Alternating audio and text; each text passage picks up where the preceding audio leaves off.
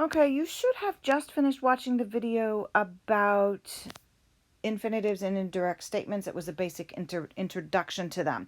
And we're going to spend some more specific time talking about translating infinitives in indirect statements. And the first sentence that we looked at, the infinitive was in present tense and the main verb or the head verb was in present tense as well. But sometimes infinitives can be different tenses to show action that happens at the same time as, time before, or time after the main verb. Now, there are more examples of this in your chart book. It's on page 24. I'm going to walk you through a bunch of these sentences so you have a reference later to you, so that when you need to go back and look, you can. Now, you'll need to identify the tense that the infinitive is in. You only have three choices with infinitives: present, perfect, which can also be past or future tense. And then you have to decide, is it passive or active? Now, the head verb can be either divided into something called the primary or the secondary sequence. The primary sequence, you'll see it sometimes with this little mark with a little degree after it. Primary sequence is present, future, and future perfect. And the secondary sequence is imperfect, perfect, and pluperfect. Different than how we divided participles up. So pay attention to that. I've got this in your chart book too. But this is the sequence it's not mine, it's Latin, right? So it'll be the same no matter where you study Latin.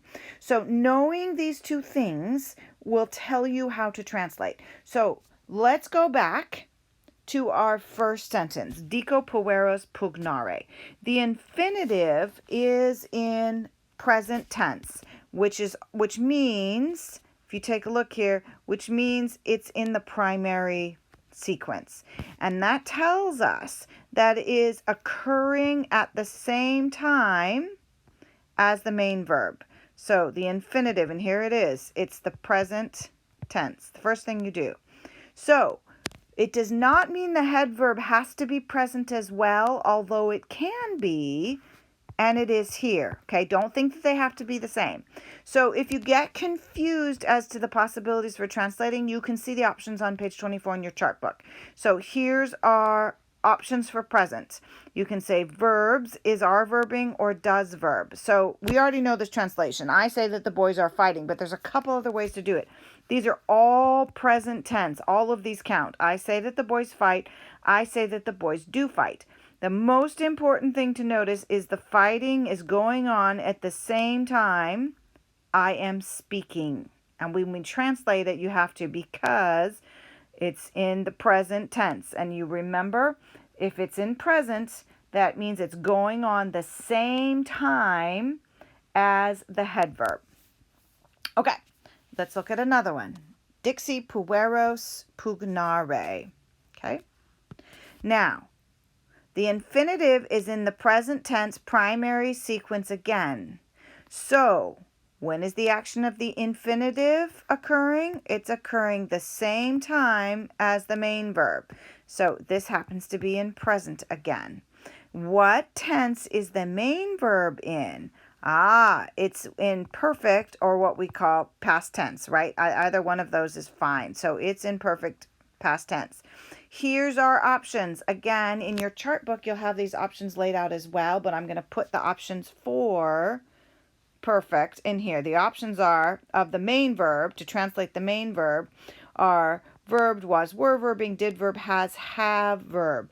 I'm going to tell you something. Had is not an option. Okay? Check your chart book. Had is only an option if the head verb is in secondary sequence, and right now it's in the primary sequence. Okay? So here's all our options. How do you translate? I said that the boys, remember this is accusative for the reason because it's the subject of this little bit. I said that the boys fought. I said that the boys were fighting. I said that the boys did fight. I said that the boys have fought. We cannot say I said that the boys had fought because this is in primary sequence. The infinitive is in the primary sequence. The fighting is still going on at the same time I was speaking. So even though one is perfect and one is present, I said that the boys fought. These are both past. Even though, don't get confused, even though the infinitive is in present tense, it gets translated to be in the same as the head verb. That's where everybody gets confused. You want to translate, I said that the boys fight, or I said that the boys are fighting. Nope, it's got to be at the same time. So just because it's in present doesn't mean you'll translate it as present. It entirely has to do, right? What then you have, it tells you if it's the same. Because it's in the present, it means it's in the same one. Present means right now, it's in the same one. Okay, let's keep going. Dicam pueros pugnare. Here again, the infinitive is still in the present tense primary sequence. So when is the action of the infinitive occurring? It's occurring at the same time as the main verb. Okay? Same time. What tense is the main verb in? Main verb is in future. So we've got to make them match, right? There's only one option for future, and it's will verb. I will say that the boys are fighting. So even though I don't say I say that the boys will fight. No, because if I will say that they will, this means that in the future, I say that it will happen even farther into the future, right? The future of the future. No, I say that the boys are fighting. The fighting will be going on at the same time will be speaking. When does it occur? So let that sink in. The fighting will be going on at the same time I will be speaking. So sometime in the future, I'm going to say this, and when I say it, whatever the action is will be going on at the moment I say it in the future. Okay? A little bit confusing. That's okay. We're going to keep going. It's going to take some practice, and once you practice it, you'll get it. Okay? All right. Dico pueros pugna visse. The infinitive is in what tense? Past. It's in past tense. And it's still in the primary sequence.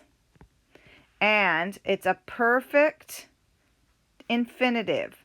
So it's a perfect. You see that? It's a perfect. If you forget what a perfect infinitive looks like, go back to your infinitive chart. I think it's on page 20. The perfect infinitive means that the action is completed before the time of the head or main verb. The infinitive occurs before the main verb, right? The tense is what the tense is the main verb in? It's present. So the action is going to be finished before I'm saying it. So they were fighting before I opened my mouth and said something.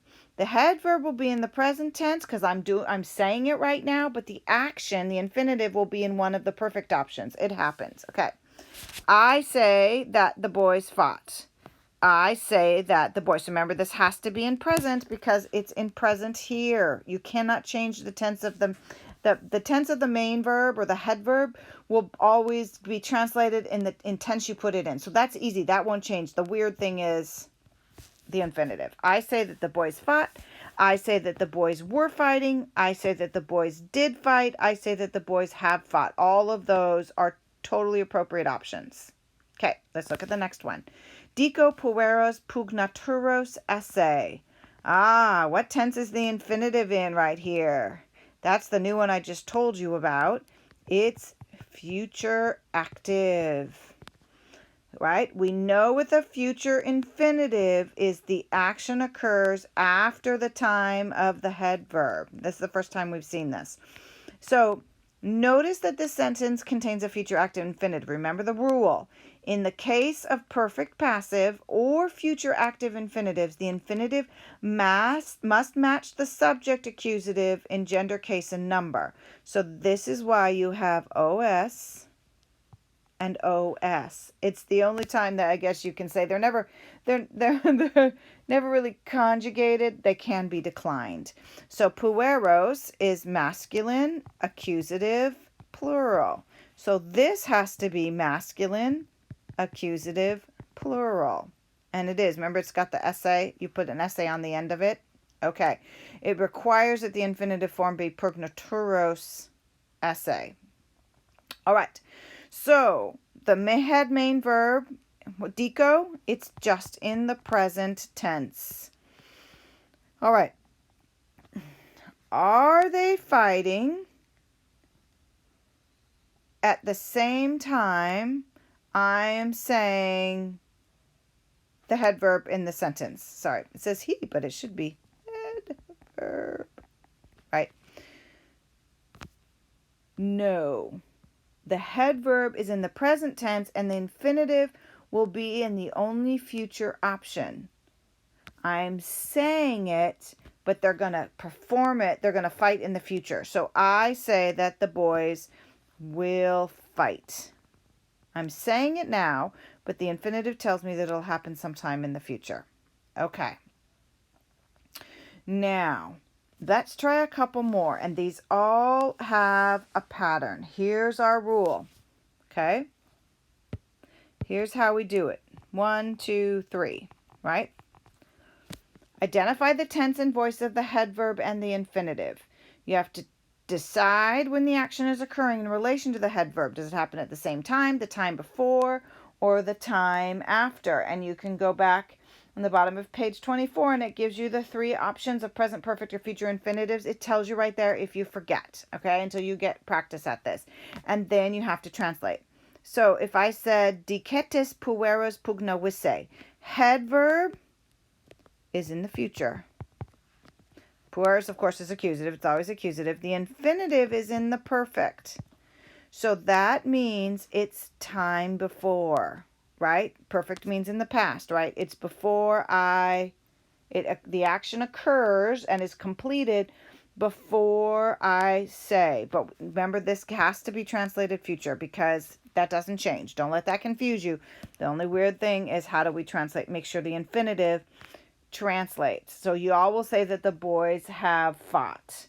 Remember, there's some other options. You could say were fighting. You could say just plain old fought. You could also say did fight. So any of those are fine. I'm just giving you one option. All right. Dicam pugnaturos esse. Head verb. Future again. Right? The infinitive. Oh, it's one of those. Remember, it's got to know. It's got, right? Future. So time after. Oh, there should be a pueros here. Okay. Dicam pueros pugnaturos esse. Head verb is in the future. Infinitive is also in the future, but it has to be, because it's future, even though they match, even though they're both future, they're not occurring at the same time. That's the tricky part. It has to be time after. Okay? That means that the infinitive takes place after the head verb. I will say that the boys will fight. Remember? I will say, I'm going to say this first, and this is going to happen after or in the future. Okay. Another one. Dixerant eum iuvisse eam. Okay. Totally different. We're done with boys fighting and taking a look at something a little different. So, the head verb, it is pluperfect. Okay. What about the infinitive? Iuvisse. It's in future. So it has to be time. This says time before. Yes, it's time before. So, are you ready? Because iuvisse, excuse me, it's not. It is not future. It is perfect. Thank you. Okay, it's perfect. So head verb is pluperfect. Infinitive is perfect. Even though they're both in the past, remember, a perfect infinitive tells us that it happens before the head verb, right? Time before the head verb occurs. So whenever you do it, they had said, which makes it pluperfect, right? That he, this is your accusative, he had helped her. And because it's in the second sequence there, we have the had. And we can finally have the had because it's in the secondary. It's in the secondary sequence. Okay, last one. Diximus eum iuare eam. The head verb, again, it's imperfect. Okay? translate that totally normal. We said, right? And then we have the infinitive. Oh, look at this. Infinitive is in the present. So if it's in the present, it means it's happening at the same time. Even though Dixamoose is perfect, we have to translate it as it's happening at the same time as the head verb is going on. So we said that he was helping her. You could do any of the other ones, remember, that he helped her or anything. So just remember, even though it says present, it has to be at the same time as the head verb.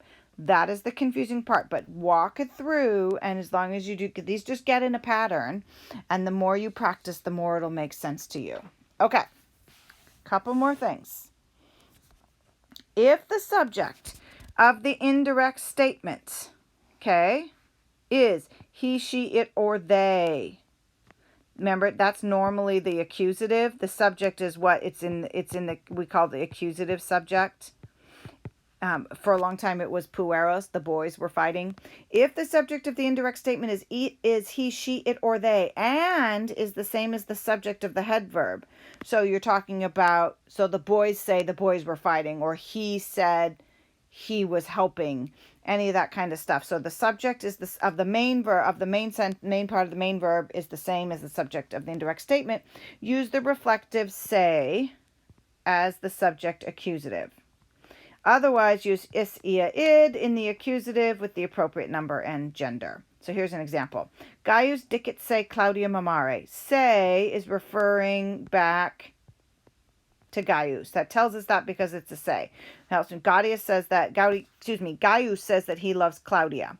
And if I say Gaius dicit eum Claudia mamare, eum is referring because it is not a say, so it's not reflexive. It's not referring to Gaius. It's referring to some other man that loves Claudia. So Gaius says, so in English, what's interesting is that in English, you would translate it the same as if it was Gaius or some other man, and you wouldn't know from context. Gaius says that he loves Claudia. We wouldn't know. It would not be, we don't have a reflexive. You'd have to say Gaius says that he himself loves Claudia. But it's translated the same way he in English, whether or not we know it's Gaius or some other man that loves Claudia, but because we use the eum and not the say in Latin, Gaius says that he loves Claudia. And it could be Marcus, Tiberius, Julius, whatever his name is, loves Claudia. Okay, one other thing I want to talk about is two accusatives. Now, because the accusative is the subject of the infinitive, you look at these, and this is an accusative, and this is an accusative. So which one? Does it mean I say that the boys love the girls, or do I say that the girls love the boys? How do you know which one's the subject accusative? So if this is totally unrequited love, then we want to make sure the correct group is living with the appropriate agony and heartache. Is the boys living with agony and heartache, or are the girls? Who's got the unrequited love? The subject accusative, right? The one that's the subject of it, not just the plain old. The subject accusative will be the accusative closest to the head verb. So in this case, the subject accusative is the boys. So it is, I say that the boys love the girls. The boys are the subject accusative and the ones that have one-sided feelings, not the girls. So again, if you don't know, if there's two accusatives, you don't know which one is the appropriate subject. It's the one closest to the head verb. And that's it. Now go practice.